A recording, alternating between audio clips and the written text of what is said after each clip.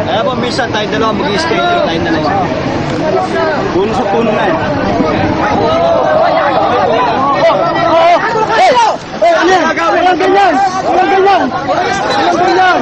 Walang ganyan! Huwag kayo magkagawa ng pagkarawal. Nasa maayos tayong pag-awal. Nasa maayos tayo.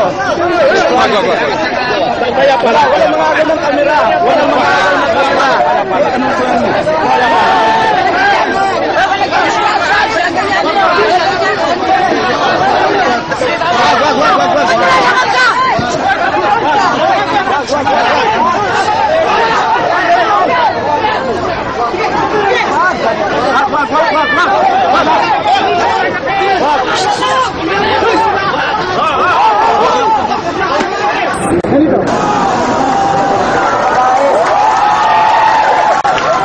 Marcos, pasok.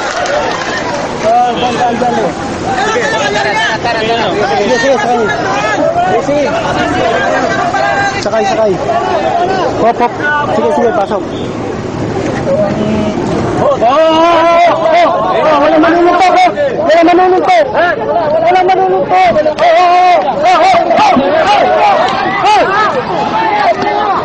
Wala manununtok.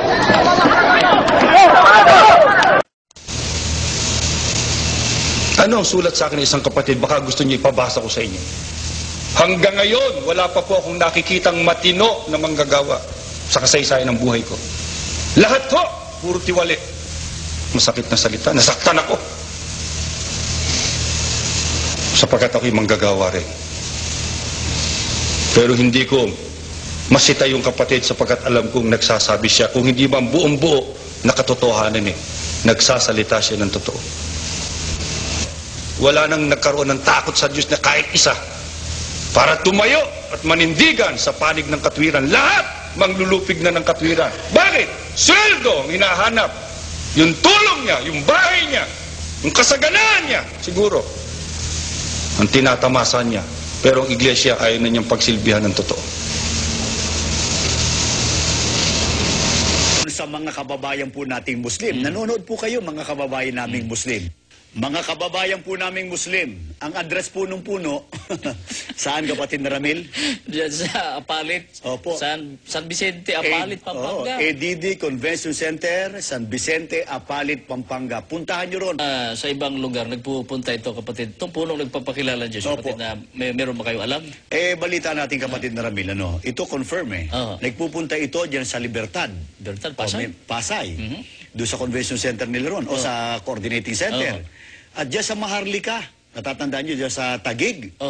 Maharlika Village. Marami Muslim dyan. Marami dyan.